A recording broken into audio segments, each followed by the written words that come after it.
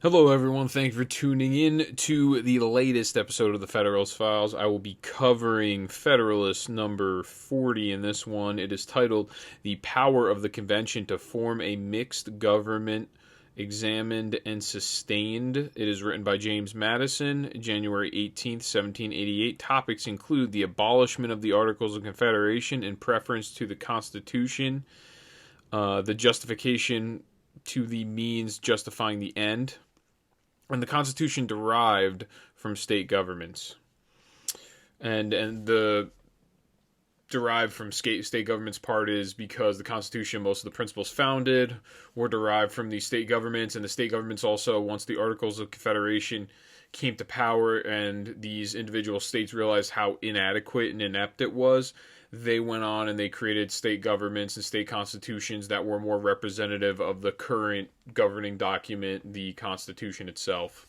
And that's kind of where they got a lot of the founding principles for the Constitution, was from individual state constitutions, which I've referenced before. Now, in this paper, Madison responds to the Anti-Federalists' claim that the convention's purpose was solely to amend articles rather than create the proposed Constitution. The reasoning for this is pretty much the objectors are saying, oh, well, you guys don't have the power written under the current governing document to completely eradicate the Articles of Confederation in preference to the proposed Constitution. But Madison's response throughout this is pretty much that the Articles of Confederation are beyond repair. So his response, he responds first off, he starts by reading off the recommendations from the Commission in Annapolis on September 1786. The Commission in Annapolis was in Annapolis, Maryland. I guess they had some sort of commission that they got together, and they just were talking about trying to figure out what they were going to do in the situation with the Articles of Confederation, as well as the Congress assembled on February 17th, 1787. And I think that was in New York. Same thing. And then from those two individual meetings, they founded these points and they came to this conclusion. He reads it off. And I quote, appointment of commissioners to take into consideration the situation of the United States, to devise such further provisions as shall appear to them necessary to render the Constitution of the federal government adequate to the exigencies of the Union, and to report such an act for that purpose to the United States in Congress assembled, as when agreed to by them, and afterwards confirmed by the legislature of every state, will effectually provide for the same the recommendatory act of Congress in the words following, whereas there is provision in the Articles of Confederation and Perpetual Union for making alterations therein by the assent of a Congress of the United States and of the legislatures of the several states, and whereas experience hath evinced that there are defects in the present Confederation as a mean to remedy which several of the states, and particularly the state of New York, by express instructions to their delegates in Congress, have suggested a convention for the purposes expressed in the following resolution, and such convention appearing to be the most probable mean of establishing in these states a firm national government, resolved that in the opinion of Congress it is expedient that on the second Monday of May next a convention of delegates who shall have been appointed by the several states be held in Philadelphia for the sole and express purpose of revising the Articles of Confederation and reporting to Congress and the several legislatures such alterations and provisions therein as shall, when agreed to in Congress and confirmed by the states, render the federal Constitution adequate to the exigencies of government and the preservation of the Union. End quote. Sorry it's so long. I really wanted to read the entire thing out so you can get a full scope of what actually is going on. So everyone met together. They came to the conclusion that on the second Monday of May, the next convention, which would be held in Philly, and I believe the building, I think it's actually called the Convention or the Constitutional Building or something of that nature. I think it's actually still, I'm pretty sure it's still around. It's in Philly. You can go visit it. And that's where they pretty much wrote up the Constitution, where they had the convention debates, and they were debating back and forth on which principles and which provisions were the best for America going forward. Now, And the most important part, and it's the very end, he writes in full caps, render the federal constitution adequate to the exigencies of government and the preservation of the union. So that's the most important part. That is the ends, essentially. And what he tries to say throughout this, Madison, he argues that the means at this time, the Articles of Confederation, were just not possible, no matter what the alterations were, to meet the end, which was adequate to the exigencies of government and the preservation of the union. So he goes on here. And he characterizes these two meetings. He states, and I quote, "From these two acts it appears, first, that the object of the convention was to establish in these states a firm national government. Second, that this government was to be such as would be adequate to the exigencies of government and the preservation of the Union. Third, that these purposes were to be effected by alterations and provisions in the Articles of Confederation as it is expressed in the Act of Congress, or by such further provisions as should appear necessary as it stands in the recommendatory act from Annapolis. Fourth, that the alterations and provisions were to be reported to Congress and to the states in order to be agreed to by the former and confirmed by the latter. From a comparison and fair construction of these several modes of expression is to be deduced the authority under which the convention acted. They were to frame a national government adequate to the exigencies of government and of the Union, and to reduce the Articles of Confederation into such form as to accomplish these purposes." End quote. So the most important thing is he goes, okay, so these were the actual purposes. This is the reason everyone met, and this is the reason we had the Constitutional Convention. It was to alter the government to make it adequate for the emergency situations, preservation of the Union, to make alterations and provisions to the Articles of Confederation. And this is the most important segment here. As it is expressed in the Act of Congress, or by such further provisions as should appear necessary, as it stands in the recommendatory act from Annapolis. So that's really what he's going to go on with there, is that you have what they found pretty much we needed to, the end was much more important. The idea of preserving the Union to handle exigencies of government, meaning that, for national security reasons and the common defense and the welfare of the citizenry, we have to pretty much do anything to preserve that. We have to prioritize that as priority number one, self-preservation. And he felt, and many others felt, that the Articles of Confederation was not adequate. No matter how many provisions were made to it, you pretty much needed to scrap it and come out with a fully new governing document just because it was beyond repair. So Madison asserts that the object of the convention was to create a firm national government for the preservation of the Union through the alterations and provision of the Articles of Confederation, which I just said. Now, answering the contention of the anti-federalist, Madison states, and I quote, "There are two rules of construction dictated by plain reason as well as founded on legal axioms. The one is that every part of the expression ought, if possible, to be allowed some meaning and be made to conspire to some common end. The other is that where the several parts cannot be made to coincide, the less important should give way to the more important part. The means should be sacrificed to the end rather than the end to the means." End quote. And this is very important, this part. He said, the two known legal axioms in English common law, if you will. He says they should be able to coincide, but if it's not possible for these two things, these two parts to coincide with each other, there should be a precedent. One should take priority over the other.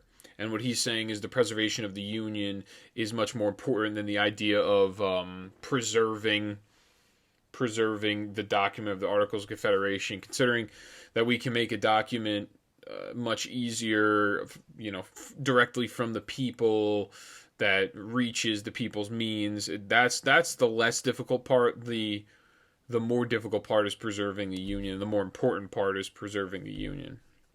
So in translation, Madison argues that in this scenario, the preservation of America and freedom is well worth the eradication of the Articles of Confederation, and in turn enacting the Constitution is the new governing document that will help reach that end as a new means is justified.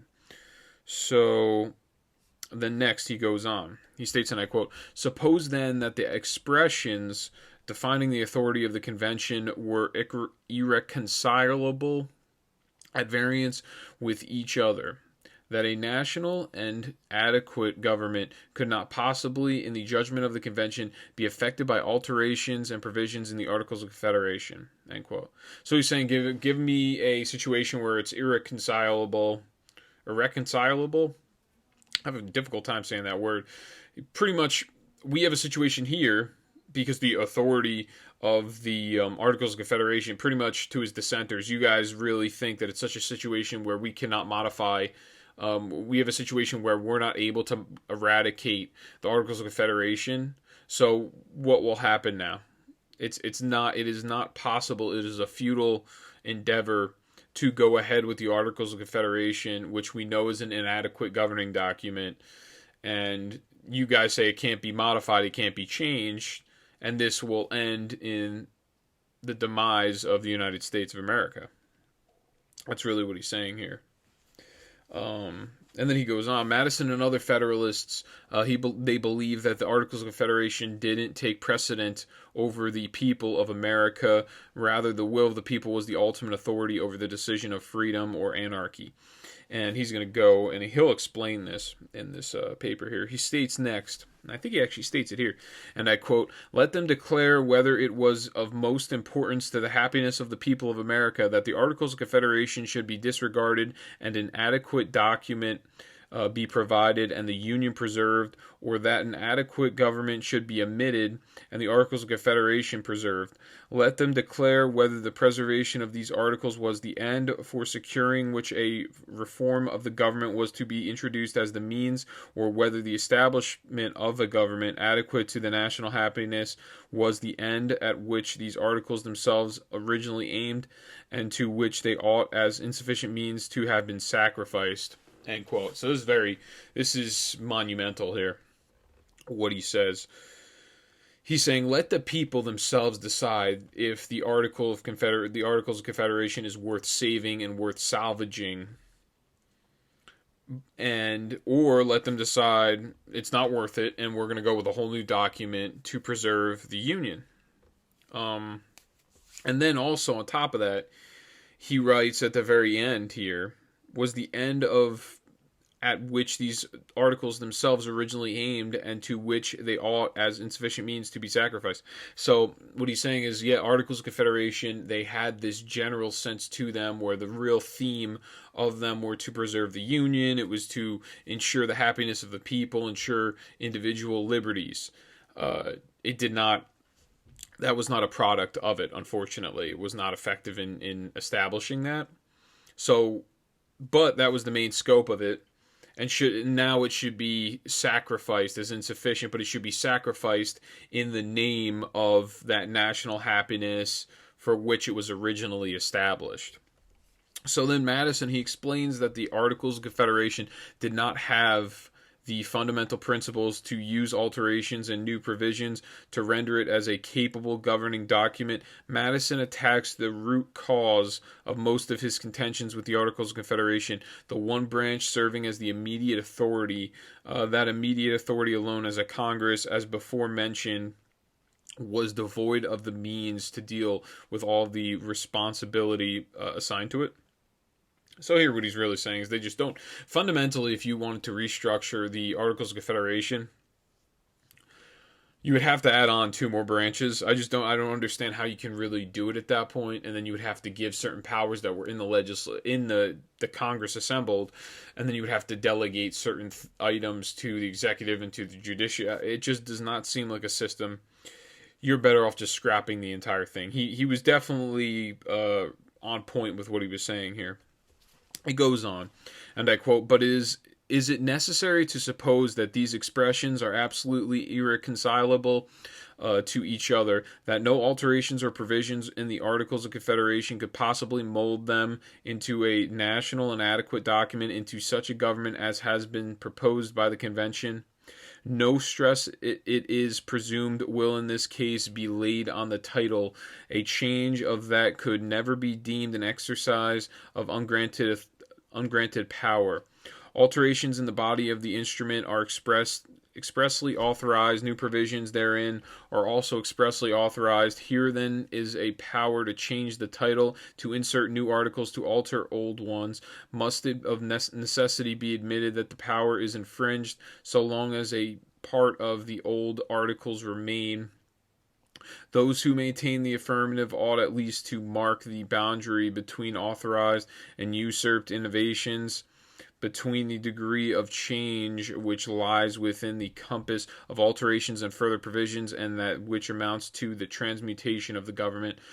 End quote. So this is what he's saying here is we have to be able to mold it, and he says the power of the people themselves. This is not an ungranted exercise of power. He's saying it's a legitimate use of power. They have the power to change the title, so it's not going to be called the Articles of Confederation anymore. It's going to be called the Constitution. The alterations to the body are justified in his view. And then he's also saying if you allow the title to stay the same and then you change everything fundamentally around, then it almost seems like the power was not originally given to you to alter it to that point. And he feared that this would cause more and more infighting and more chaos, because you were changing the document and it wasn't really, I guess it wasn't expressed maybe that you could change the document to that point, or that the document was so, it's almost, you know what, it's actually relative today, because we have a constitution and the constitution seems like there's a lot of things in it that are not followed, and that's very annoying, and it's infuriating if you're on the right side, if you're on the conservative side that still believes in the Constitution, actually follows that as the governing document, and the leftists just don't care about the Constitution. They think it should be abolished and rewritten, whereas the people on the right, they actually want to preserve it to an extent, and they think that it is it's dire that it be preserved for the continuation of the country. And that's the difference between the two sides, and what he's really, and the Constitution now at this point has really been stepped on so hard that the people like the originalists or the conservatives that believe in constitutional principles are annoyed and they're pissed off, which is kind of relevant here, because he's saying, oh, well, if we have the Articles of Confederation and we modify it and alter it so much that it is unrecognizable, then people are not going to be happy with that change, because then it's going to look like everything that's been changed and modified was illegitimate. Now, what we do with our Constitution is we don't actually really push that many amendments that actually fundamentally change the Constitution. But what we do is we just change it through executive fiat, through unconstitutional mandates. We change it, and just unenforcement from our judiciary branch, or enforcement of antithetical principles that are against constitutionalism from the judiciary branch.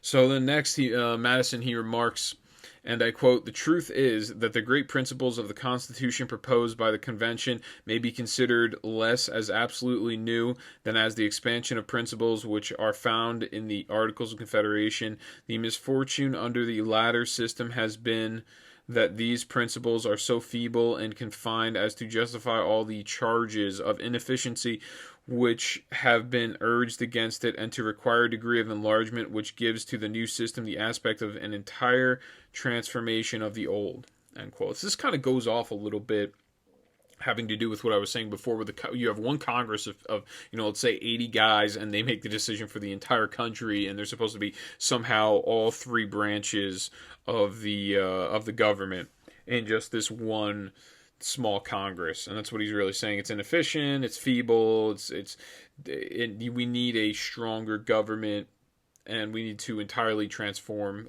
the old one. So next he goes on, and I quote, "In one particular it is admitted that the Convention have departed from the tenor of their commission. Instead of reporting a plan requiring the confirmation of the legislatures of all the states, they have reported a plan which is to be confirmed by the people and may be carried into effect by 9 states only. It is worthy of remark that this objection, though the most plausible, has been the least urged in the publications which have swarmed against the Convention. The forbearance can only have proceeded from an irresistible conviction of the absurdity of subjecting the fate of 12 states to the perverseness or corruption of the 13th, end quote. So really he's saying that the publications is in the newspapers, I guess, and others are saying that if they really wanted to change the entire governing document, they would need 13 out of 13. They would need a unanimous decision. And what they're saying is they're doing 9 states to ratify the Constitution. And if those 9 states agree, the legislatures thereof, the state legislatures, if they agree on this, then they're officially, those 9 states, they're the United States of America. Anyone else that didn't agree is outside, they're not the United States of America. But what's being said here in the publications or in the newspapers, they're saying that they should need 13 states to ratify, which is absurd because that just won't happen. That wouldn't happen. We would no longer have the United States if that was the case. The next point inquired is the authority of the convention to make this proposed constitution. Madison proceeds, and I quote, the third point to be inquired into is how far considerations of duty arising out of the case itself could be supplied any defect of regular authority. In the preceding inquiries, the powers of the convention have been analyzed and tried with the same rigor and by the same rules as if they had been real and final powers for the establishment of a constitution for the United States. We have seen in what manner they have borne the trial even on that supposition. It is time now to recollect that the powers were merely advisory and recommendatory, that they were so meant by the states and so understood by the convention, and that the latter have accordingly planned and proposed the Constitution, which is to be of no more consequence than on paper on which it is written, unless it be stamped by the approbation of those to whom it is addressed, end quote. So I guess what he's talking about here is that the powers of the convention, it's being analyzed when they had the Constitutional Convention, how I guess justified the convention was and their real powers in actually changing and establishing that Constitution. And then he's saying it is time now to recollect that the powers were merely advisory and recommendatory, as in the powers were advisory. I don't really know what the point of that is, but what he's really saying is let the people decide, and so understood by the convention, and that the latter have accordingly planned and proposed the Constitution, which is to be of no more consequence than the paper on which it is written. So he's saying having this Constitution written on paper, it's not a big deal. I mean, it's not. We had this convention. Once we had this convention, it did not automatically mean that once the convention, they voted to propose the Constitution, and then that's why I keep calling it, I call it the proposed Constitution, because those people that met in the convention, it was really a recommendation to the individual states. And then once it was put out to the states, no harm, no foul, because that was not really law. Now, if the state legislatures themselves agreed on it and they ratified it, then it was law. But what he's saying is there really was no harm or no foul in doing something like that, because the Congress assembled didn't have the actual power to just put that right into law and impede on all of the liberties of the sovereignties of the states, which all makes sense. So next he goes on. This reflection places the subject in a point of view altogether different and will enable us to judge with propriety of the course taken by the convention. Let us view the ground on which the convention stood. It may be recollected from their proceedings that they were deeply and unanimously impressed with the crisis which had led their country almost with one voice to make so singular and solemn an experiment for correcting the errors of a system by which this crisis has been produced, that they were no less deeply and unanimously convinced that such a reform as they have proposed was absolutely necessary to effect the purposes of their appointment, end quote. So he's saying the reason that they even got together in this convention is that they were so deeply impressed with the crisis that was going on in the United States that they felt an actual need and a loyalty to their fellow countrymen, that they had to correct the errors of the current system in this crisis in which it has produced. So once again, it is echoed that the power is derived from the people and the decision rests on their will. Madison explains the impetus behind the convention. He states, and I quote, "It could not be unknown to them that the hopes and expectations of the great body of citizens throughout this great empire were turned with the keenest anxiety to the event of their deliberations," end quote. So the people themselves, the body, are sitting there looking at themselves, the people are actually counting on these deliberations in the Constitutional Convention. And it goes on here. He explains, and I quote, they had seen in a variety of instances assumptions by Congress not only of recommendatory but of operative powers warranted in the public estimation by occasions and objects infinitely less urgent than those by which their conduct was to be governed. They must have reflected that in all great changes of established governments, forms ought to give way to substance, that a rigid adherence in such cases to the former would render nominal and nugatory and the transcendent and precious right of the people to abolish or alter their government as to them shall seem most likely to affect their safety and happiness, end quote. So that's really the key to all of this.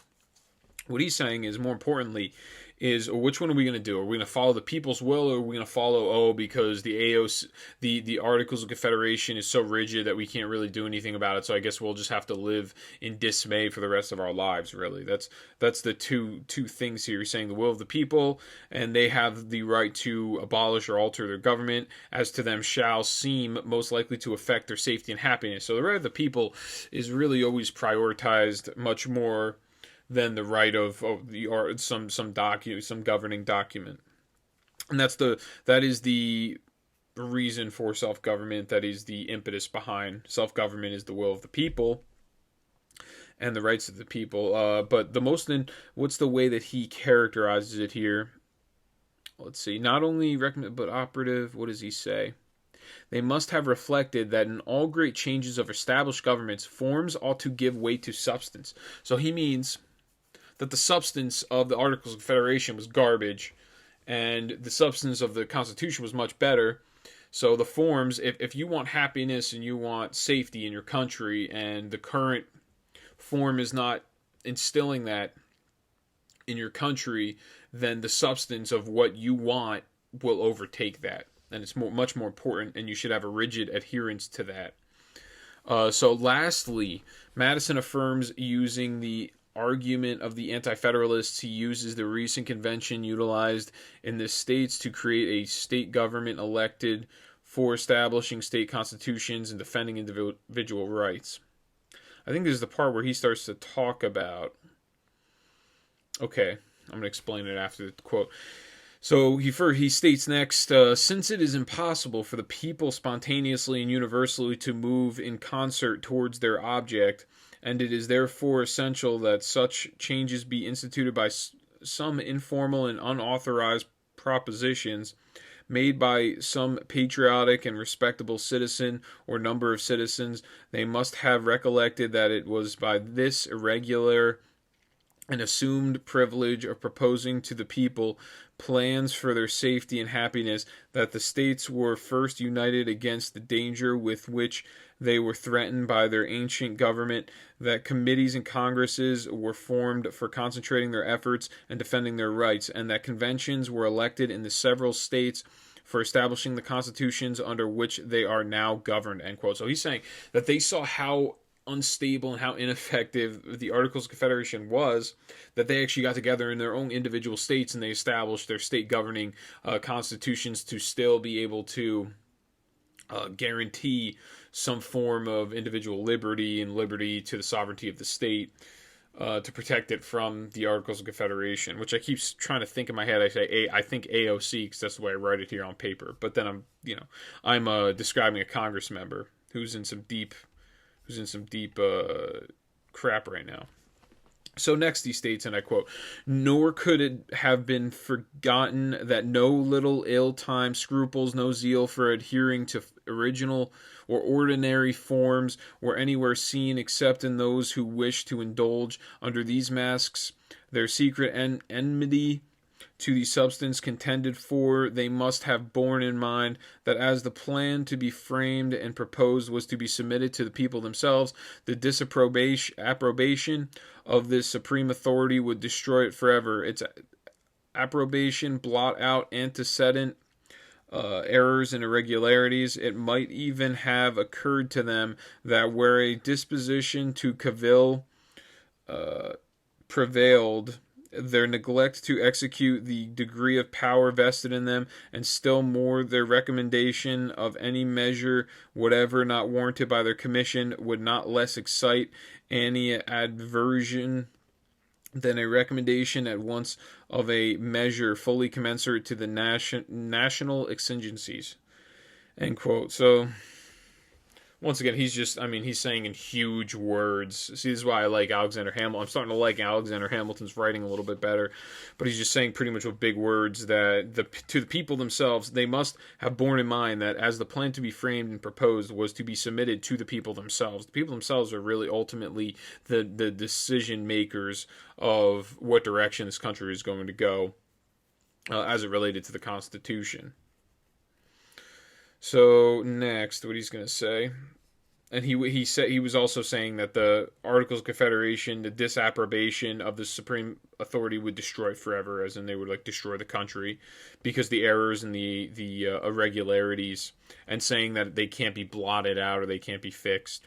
So next he goes on, he states, and I quote, "Had the convention under all these impressions and in the midst of all these considerations, instead of exercising a manly confidence in their country, by whose confidence they had been so peculiarly distinguished, and of pointing out a system capable in their judgment of securing its happiness, taken the cold and sullen resolution of disappointing its ardent hopes, of sacrificing substance to forms, of committing the dearest interests of their country to the uncertainties of delay and the hazard of events, let me ask the man who can raise his mind to one elevated conception, who can awaken in his bosom one patriotic emotion, what judgment ought to have been pronounced by the impartial world, by the friends of mankind, by every virtuous citizen, on the conduct and character of this assembly," end quote. So really what he's saying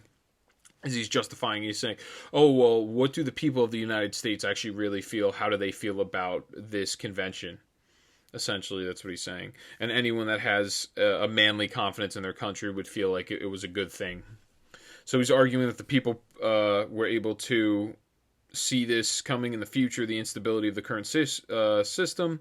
Therefore, they established the government like the one proposed, their individual states. And now, additionally, Madison asserts that there is no listed or cited authorization to hold a convention should those involved be charged with usurping their power by sending deputies to the convention. So that's where he states this next. He states, and I quote, "Or if there be a man whose propensity to condemn is susceptible of no control, let me then ask what sentence he has in reserve for the 12 states who usurp the power of sending deputies to the convention, a body utterly unknown to their constitutions, for Congress, who recommended the appointment of this body, equally unknown for the Confederation, and for the state of New York in particular, which first urged and then complied with this unauthorized interposition," end quote. So he's saying everyone they met in New York, so are they also going to be held to some sort of a liability? Or what about these 12 states?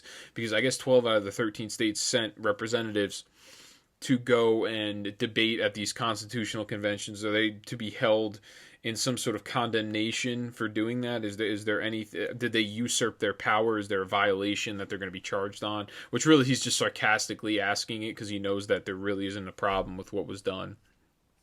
It's almost like now when they see you not doing, if you're doing something that is in non-compliance with executive orders in the state of mask mandates or something like that, and people yell at you, or they post something on their Facebook account, or they're yelling at you, and your answer to them really should be, okay, then why don't you call the cops and have me arrested? Like for stupid things like, oh, you had people over your house, oh wow, how dare you have people over your house, this, that. If you have something that, if you really actually feel so strongly about telling somebody that something that they did was wrong, to that extent, then why wouldn't you just call the authorities? Why wouldn't you call the cops if you actually have the feeling to speak up? Like it was such an inhumane thing that they did. So Madison concludes And I quote, "The sum of what has been here advanced and proved is that the charge against the convention of exceeding their powers, except in one instance, little urged by the objectors, has no foundation to support it, that if they had exceeded their powers, they were not only warranted, but required as the confidential servants of their country by the circumstances in which they were placed to exercise the liberty which they assume, and that finally, if they had violated both their powers and their obligations in proposing a constitution, this ought nevertheless to be embraced, if it be calculated to accomplish the views and happiness of the people of America. How far this character is due to the Constitution is the subject under investigation." End quote. So the very end, I think that's kind of foreshadowing what's going to happen in the next paper he's talking about. But what he's really saying is these representatives, they didn't violate any virtue or any foundation. There's no foundational argument that would be able to prove that what they did was wrong in terms or that it exceeded their powers, because they represent the people. They are representative of the people, and the people really hold the power in this system. So it's really at what the people want in their government structure, more importantly than anything. So that's really gonna wrap this one up. This one's a little repetitive, went over and over again with the same things. I have a star next to the next one, Federalist number 41, which means it's supposed to be kind of significant or important. I usually I had a little system where I would put a star or two next to papers.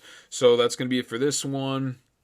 Thank you for tuning in. Next one's going to be on Wednesday. I greatly appreciate it. I will see you all next time.